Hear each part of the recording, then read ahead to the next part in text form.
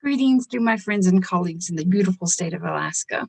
This is Susan Feller, and I'm President and CEO of the Association of Tribal Archives, Libraries, and Museums. I'm sorry I can't be with you in person today, but I appreciate this opportunity to share with you information about our programs and services. Bear with me while I share my screen.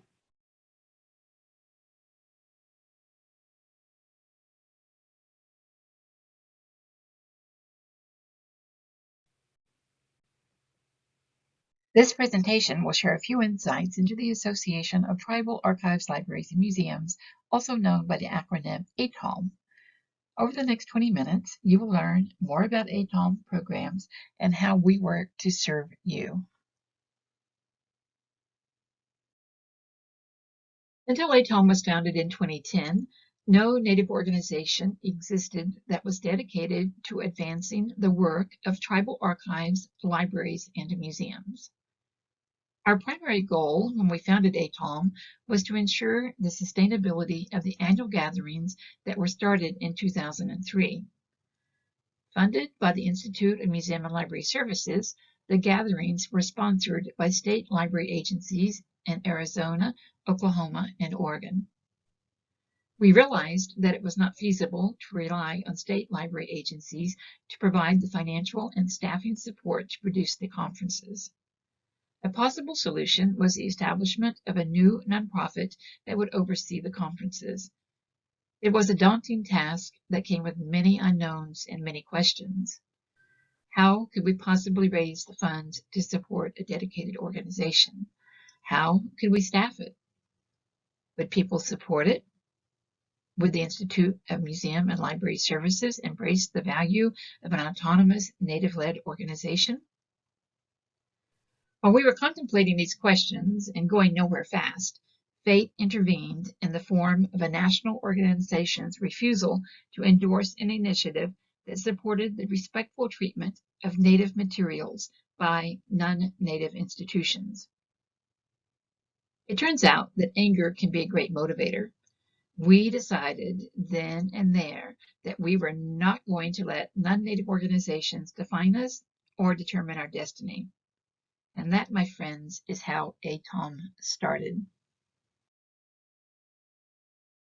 We credit much of our success to Chairman of the Board, Walter Echo Hawk, a respected tribal leader, author, and attorney. As a tribal leader, Chairman Echo Hawk knows that no tribe is truly sovereign unless it is in control of its cultural heritage. As an author, Chairman Echo Hawk values libraries and the immense potential they have to equalize knowledge. As an attorney, Chairman Echo Hawk has relied many times on the information found in archives to help him win cases. Chairman Echo Hawk wisely advocated that ATALM adhere to work that ensures that every Native nation is in control of its own cultural heritage, as advanced by dedicated archives, libraries, and museums. Every ATALM activity is based on direction provided by the communities we serve.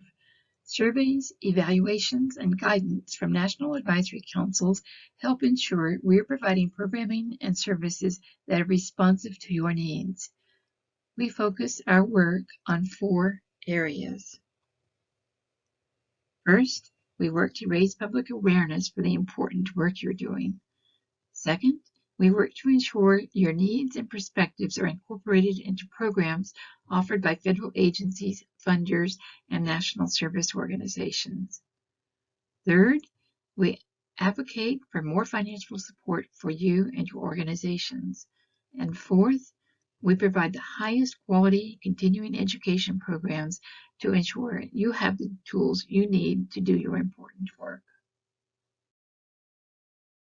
Elevating knowledge is the cornerstone of all ATALM activities. Our flagship training event is the annual International Conference of Indigenous Archives, Libraries, and Museums.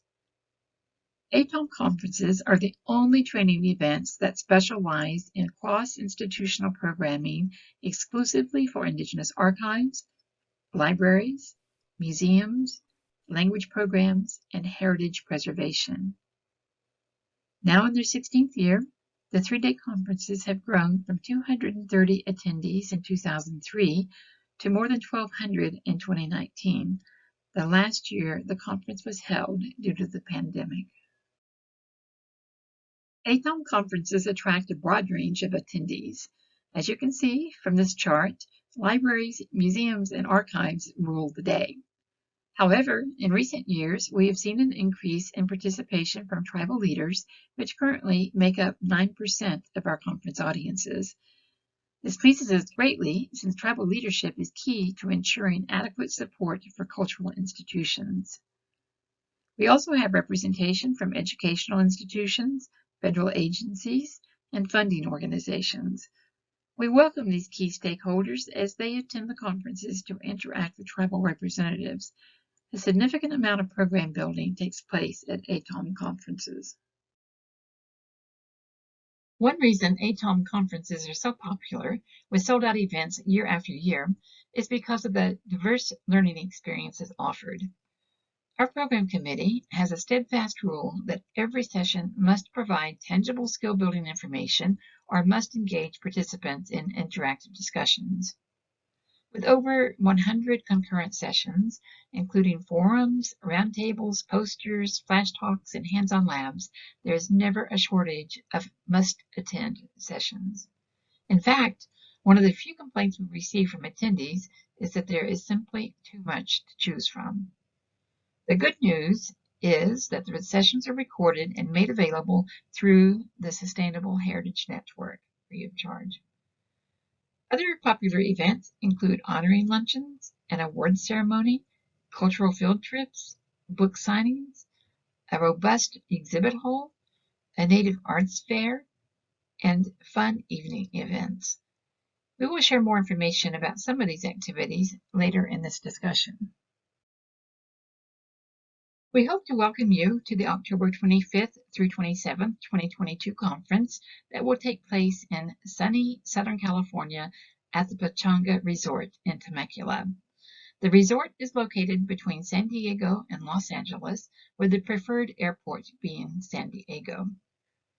Thanks to support from the tribe, discounted lodging is available for only $149 a night.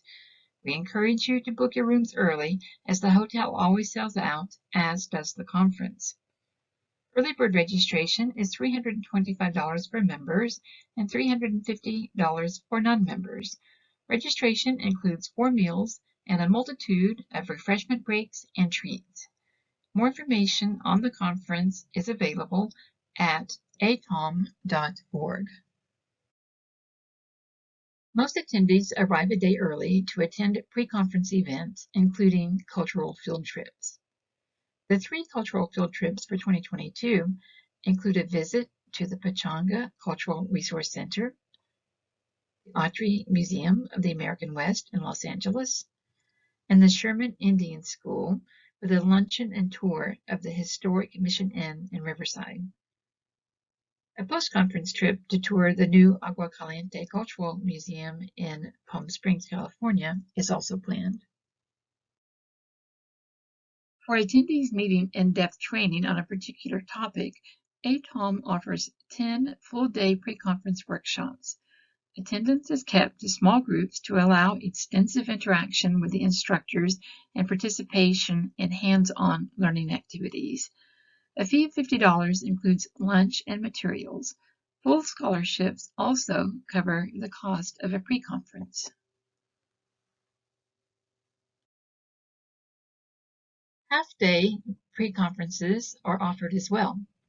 These workshops are $25 and do not include lunch unless you opt to take 2 workshops, one in the morning and one in the afternoon. To help attendees expand networks and enjoy social interactions during the conference, ATALM sponsors an emerging professional network program that matches experienced professionals with people just entering the field. Participants in the program report that they've created career-expanding bonds and a reliable network of people to turn to when help is needed. Another program that is intended for people at all stages of their career is the Professional Development Certificate Program. I will now share a bit more about these two wonderful programs. The Emerging Professionals Networking Program is organized through an application process. Mentors are matched with mentees prior to the conference. During the conference, they have several networking opportunities, including assigned tables for breakfast and lunch, as well as casual after-hours events. ATALM's Professional Development Certificate Program provides opportunities to gain skills and demonstrate proficiency in specific areas. ATALM introduced this program at the request of attendees who needed to exhibit improved job skills. As you may know, many staff members of Native cultural institutions possess vast cultural knowledge but may not have advanced degrees in library or museum studies. Participation in the Professional Development Certificate Program is through a quick application process. Participants must commit to 6 hours of self-directed training via pre-recorded webinars, attend a full-day pre-conference workshop, and attend 9 training sessions during the ATALM conference. Scholars seeking professional certificates are given priority. This year's certificate program includes 9 specialized areas. I'm going to take a little break from talking and give you an opportunity to read the list before I move on to talking about scholarships.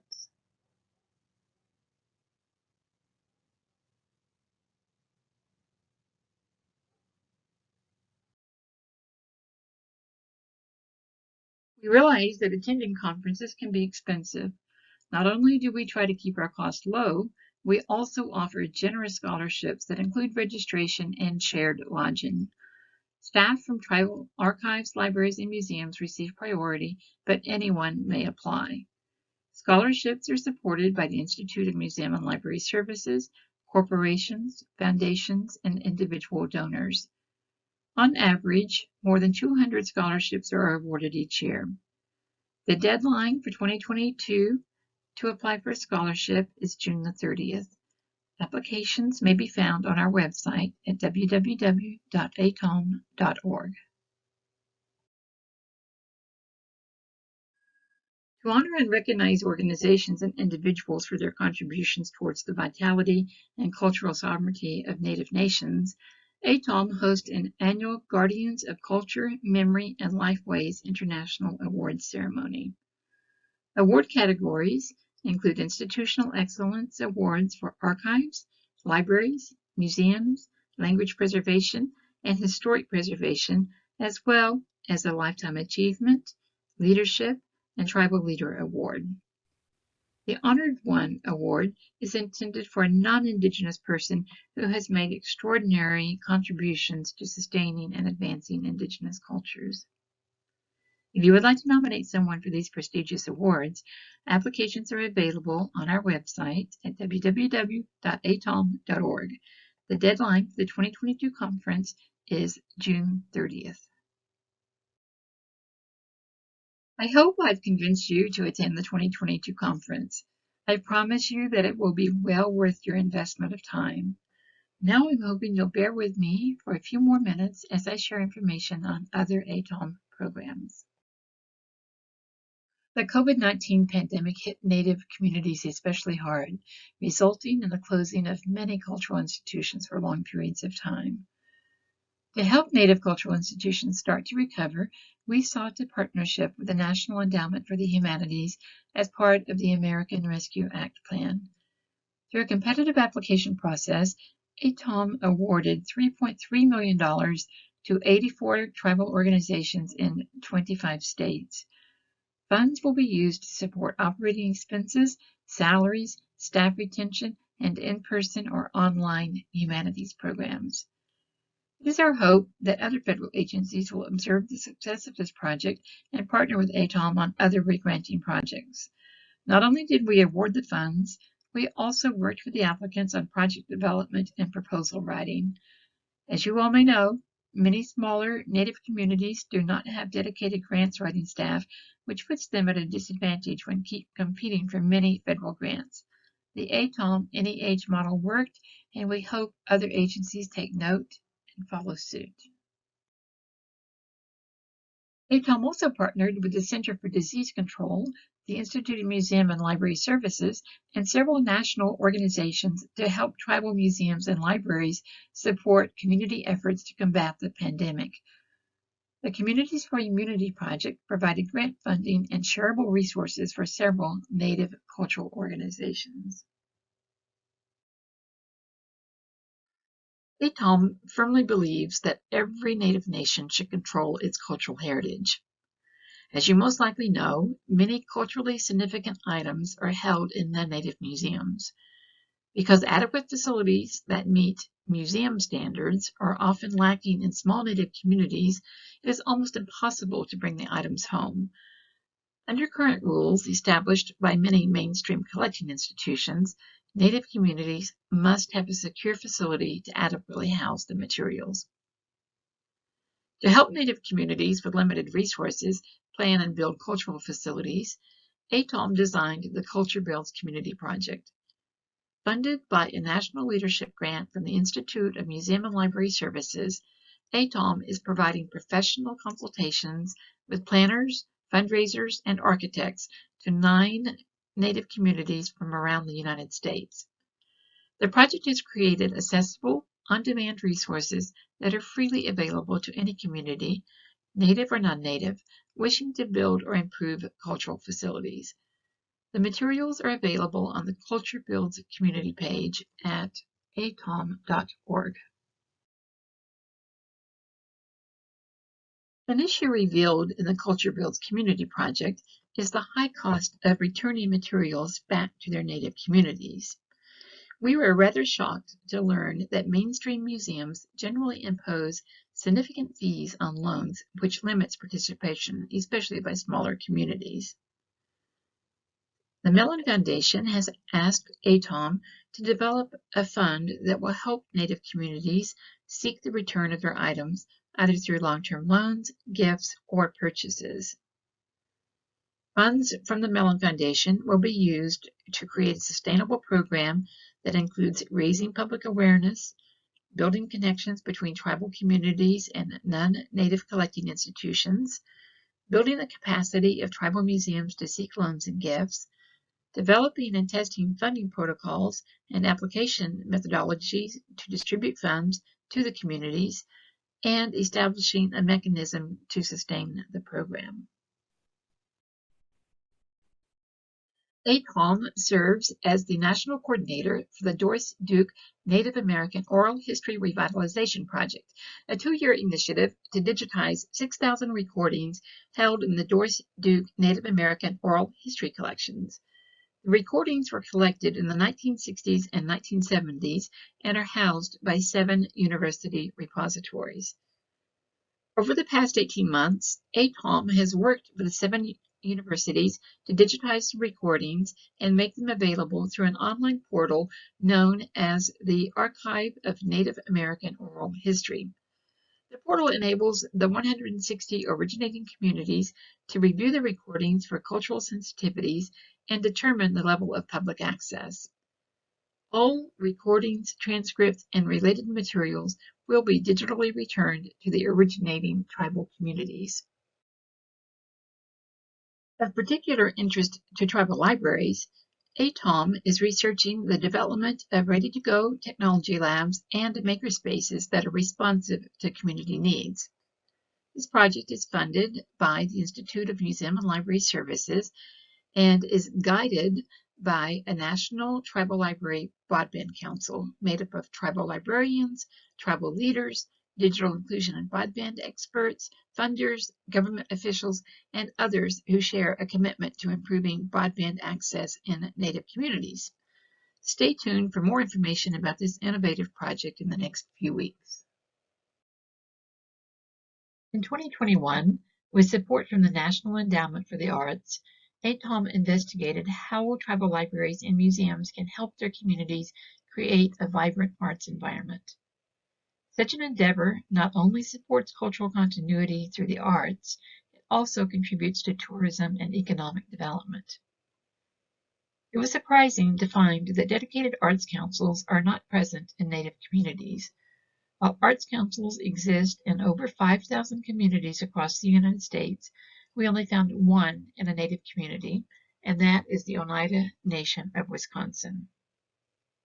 To test the feasibility of creating arts councils in Native communities, the Ford Foundation is providing funding to help ATALM work with existing tribal cultural institutions in 6 communities to develop plans and establish community-based Native arts and culture councils.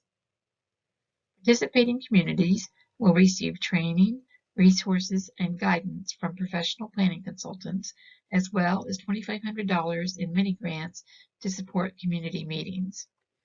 Cohorts from these communities will also receive financial assistance to attend the 2022 ATALM Conference and the American for the Arts Conference.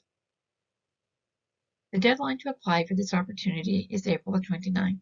Applications may be found on our website. ATALM is continuously fielding questions about the location of Native cultural institutions and their contact information. So to resolve some of that, we created this really fun Google map that shows the location of all of the tribal cultural institutions that we could identify. We're now working on an overlay map that shows the locations of non-Native institutions holding Native collections. While this is one of our smaller projects, it has a daily positive impact in helping demonstrate the concentration of Native cultural institutions. If your organization isn't on here, get in touch with us, give us your information, and we will be happy to add it to the map.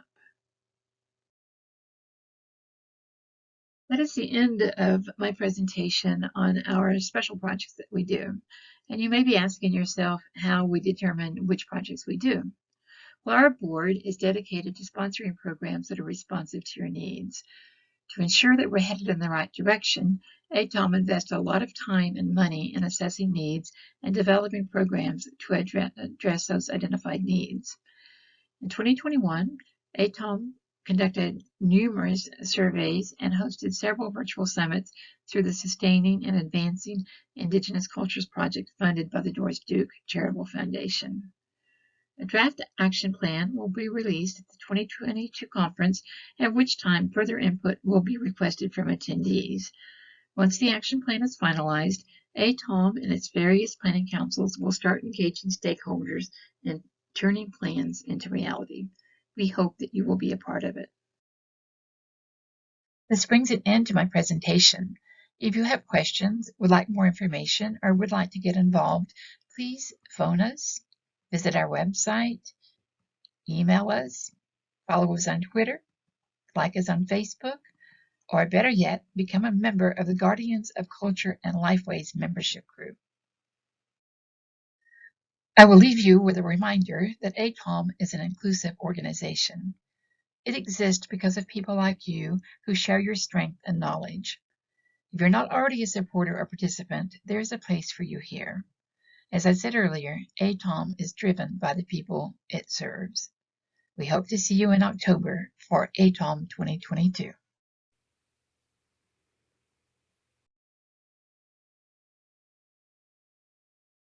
Thanks again for listening to my presentation.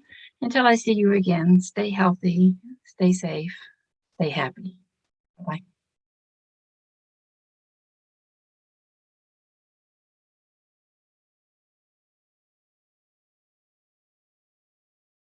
Hello, I'm Valerie. I'm Inupiaq, and I'm tribally enrolled in the native village of Unalakleet, and I was born and raised in Alaska. I am glad to share my experience attending ATALM with you today. ATALM, the Association of Tribal Archive Libraries and Museums, is dedicated to serving the needs of cultural organizations worldwide, with an emphasis on Indigenous peoples in the United States. They have an annual conference, which is called the International Conference of Indigenous Archives, Libraries, and Museums. The first one that I had attended was in 2011. I had just started grad school, getting my MLIS from San Jose State University School of Information, and it was held in Hawaii along with the Western Museums Association. And I remember it was one of the first conferences that I had attended. And so I had some idea of what to expect, but I was just blown away by the Indigenous content of this particular conference. The keynotes were amazing. Manulani Meyer talked about Indigenous epistemologies at her keynote, and another keynote by Ralph, I don't know if I'm going to say his name properly, Regan Venu, talked about intangible culture, and to hear this type of Indigenous information shared on such a large platform was really meaningful to me. At this conference, I learned about museums that had traditional regalia in their collections that could be checked out for ceremonies. I was like, what? This was an example of living culture. And the unique experiences that Indigenous people have with their traditional knowledge and traditional cultural expressions are not bound by the professionalism of libraries, archives, or museums. So the way that they deal with their cultural information, how it's accessed, how it's collected, how it's exhibited, how it's shared, are truly unique, and they're out of the box. And they're very creative to meet the specific needs of the Indigenous people who this information and these objects belong to. Some of my most valuable experiences at ATALM were to meet and to connect with people. This was the conference where I met Dr. Litzy Patterson, who diligently established tribal libraries in Oklahoma and influenced tribal librarianship in such a profound way. And it was the beginning of introducing me to just a collegiate and a very strongly networked community of practice that I really appreciate being a part of. And I found myself unexpectedly, but willingly participating in poster sessions, in panel sessions, and presentations. Sometimes this happened as a student, but it also continued as I left grad school and continued to participate in the conference. And an important part of being at ATALM was just enjoying the gatherings, to be around each other. And I see a lot of the same people in other contexts, and it's always a joy to connect and to learn and to share with them. The ATALM is known for their robust professional development workshops. I participated in workshops about tribal libraries and digital preservation, photograph identification. They're very practical, and they're open to people who have a degree and who don't have a degree.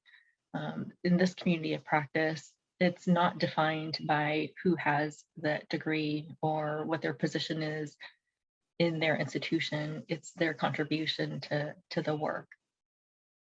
They also provide local tours of cultural institutions to learn how these institutions handle their cultural collections and information. And there's nothing like seeing this work live in action. So those are really valuable experiences. A lot of people from Alaska would attend ATALM. And, it's hard for all of us to get together in the big state of Alaska. So we often would get together while at ATALM. And if you're ever at a conference and somebody from Alaska invites you, join them. It's a really important time to connect and to kind of continue to expand your community of practice. It can be really rewarding. So this conference is for libraries, archives, and museums, and it can be really rewarding to attend sessions that are outside of your comfort zone or outside of your profession or your particular field of interest. There's a lot to learn from each one of the professions, and especially in the Indigenous context, where such creative problem solving and solutions are being applied towards how to handle collections, how to handle access, and how to handle sharing. exhibiting these collections is really important. It's a small conference with people from all over the world. It's typically capped at about 500 people, so it's not a very large conference. People are really eager to learn and to share and really give of themselves and their understanding and what they've learned. And I'm constantly humbled by all of the generous sharing and what I'm able to learn from other people. It's one of those conferences for me where I get more out of it by listening, but it's also really important to dive in there and to meet people and to make the connections and to learn from each other and to be willing to offer up what you've experienced and to contribute as well. If you ever have the chance to attend ATALM, I encourage you to do so and to be a little bit out of your comfort zone and to be ready to learn from other people. Thank you.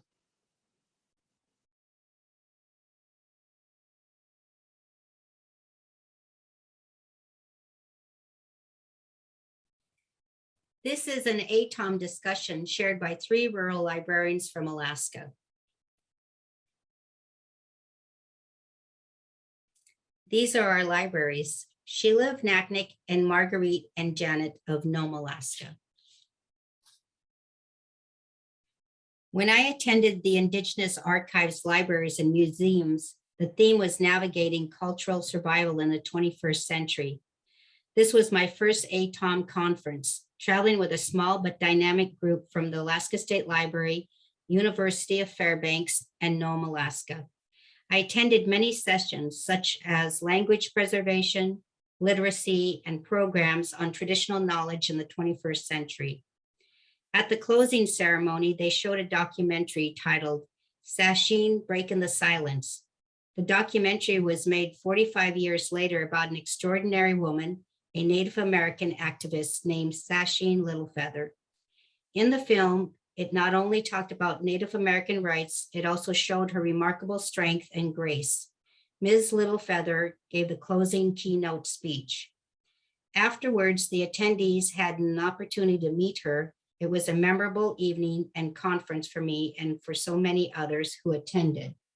Thank you for your time. Your next speaker is Janet. Hello, I am Janet of Nome, Alaska, and I work at the Kagoyakaska Library. My first ATLAM was in 2016 of October in Phoenix, Arizona, and it was the Culture Builds Communities, Preserving the Past, Shaping the Future. And it was my first outside Native experience. And up until this point in my life, my only Native experience was of Alaska and of Alaska's culture. So going from a cold climate to a warm one of Native people was definitely eye-opening to learn how they lived, spoke, and celebrated and lived culturally. And at the start, at the opening ceremony, the Pima people shared the 4 corners where they welcomed in the north, the south, and the east and the west. And it was to welcome and to bless the conference, from my understanding. And it was very humbling and awe-inspiring experience that I'm never gonna forget. But what I took away from ATLAM was that there are so many great Native people who have contributed so many great things. Like I've learned about the medicine women and the first female Native American doctors. I've learned about Wilma Mankiller, the first female chief of the Cherokee people. I've learned that you can culturally appropriate children's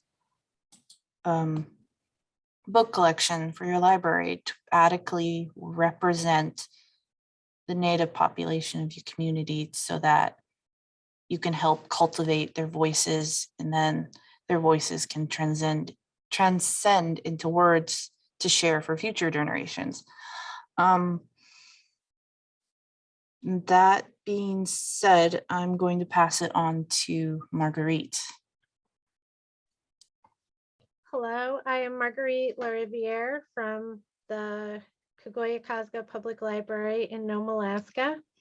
I was very grateful to attend the Honoring Alaska Native Cultural Heritage Workshop in Fairbanks during the fall of 2018, and then through that workshop be given a grant to attend the International Conference of Indigenous Archives, Libraries, and Museums.